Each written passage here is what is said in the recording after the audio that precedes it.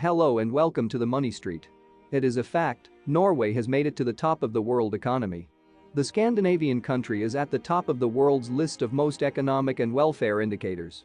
It is one of the countries in the world with the highest GDP per capita, with the highest income per capita, and its debt is stable at around 40% of GDP, a far cry from Spain's debt, which is more than 100% of GDP, or Japan, whose debt is 235% of GDP.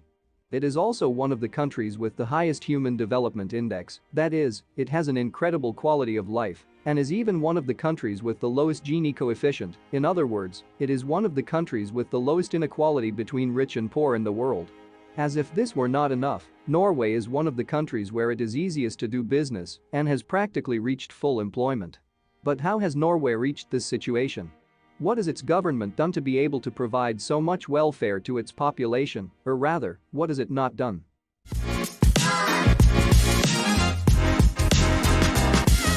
Some of you may be thinking that Norway has done all this on the basis of liberalism, lowering taxes, making layoffs more flexible, and exploiting workers by making them work hard for little pay. Well, nothing could be further from the truth. Norwegian working conditions are very good, and practically no one exceeds their working hours. In fact, the number of Norwegians working more than 50 hours per week is only 3%, compared to the OECD average of 11%. So let's start with the story of how Norway has become the economic model everyone dreams of. In the 1960s, not so long ago, Norway was a country with a modest economy, practically living off fishing and little else. The standard of living of its citizens was perfectly comparable to that of Spain at that time, which was also beginning to grow, and its middle class was becoming more and more numerous. However, its economy was far from the great European powers, such as the United Kingdom and France. However, in May 1963, Norway claimed sovereignty over waters in the North Sea.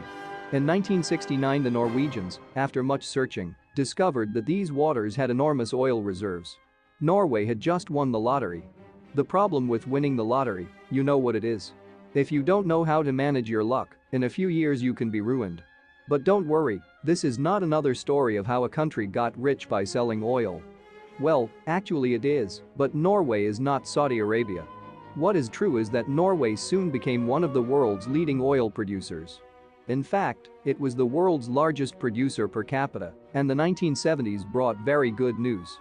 An agreement between some of the major oil-producing countries, which created an organization called OPEC, caused the price of oil to skyrocket in the 1970s, triggering a global crisis. However, this was great for Norway. Suddenly it could sell its oil at a much higher price and money started pouring into the Scandinavian country. Norway had just won the lottery for the second time.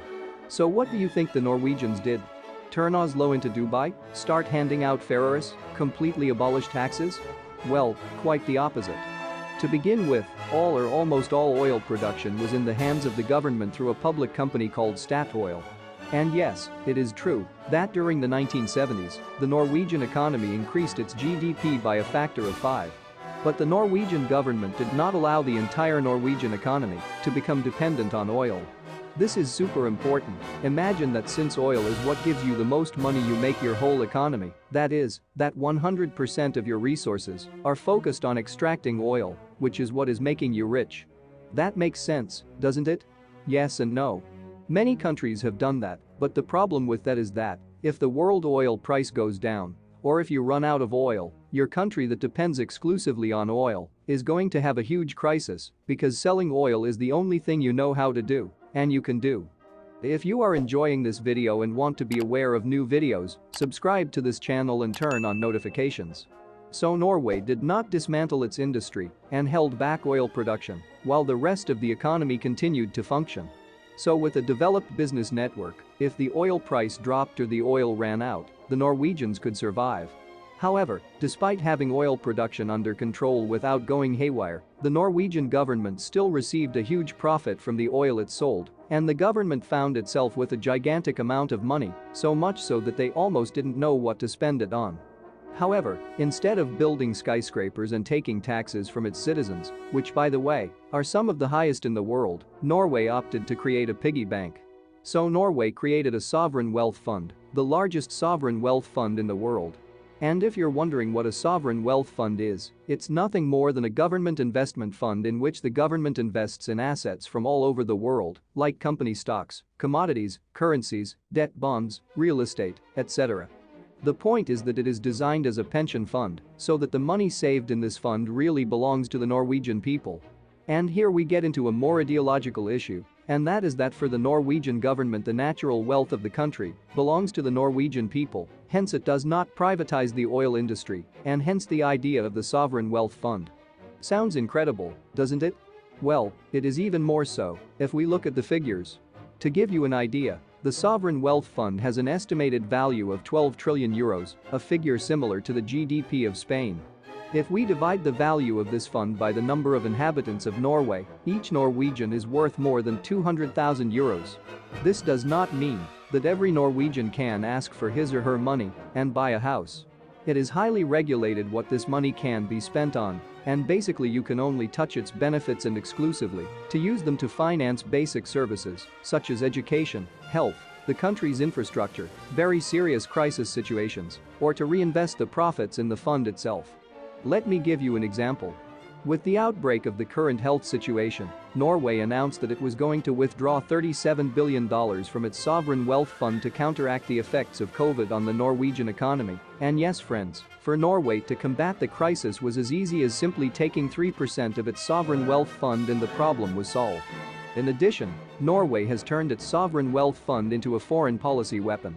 To begin with, it is important to say that the fund can invest in bonds or debt of different countries, and lending money to someone is always good, since that someone can lend you a hand when you need it, owe you a favor and so on.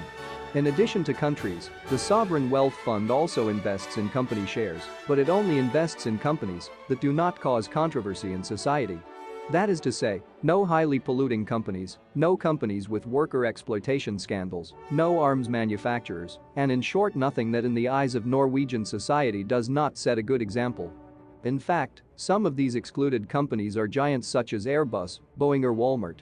Also, Norway has become one of the largest shareholders of giant companies with a tremendous global impact, such as Apple, Alphabet, the parent company of Google, Microsoft, Amazon, Tencent, or Samsung. To give more examples of Apple, Microsoft and Alphabet, the Norwegian sovereign wealth fund owns around 1% of these companies.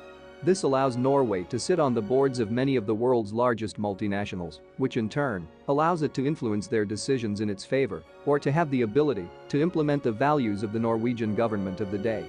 In addition to all this, the Norwegian government remains the majority shareholder of its state-owned oil company, now called Equinor, with 67% of the shares. The remaining 33% of its shares are publicly traded, and any one of us can buy them. This is how Norway has gone from being a country of fishermen who did not aspire to much to being one of the most prosperous nations in the world. Many will say that they were lucky and found oil, and I say that luck is luck that has ruined many countries. However, Norwegian management has been brilliant. What do you think? Let us know in the comments. Thanks for watching The Money Street, and don't forget to click the subscribe button for more financial videos.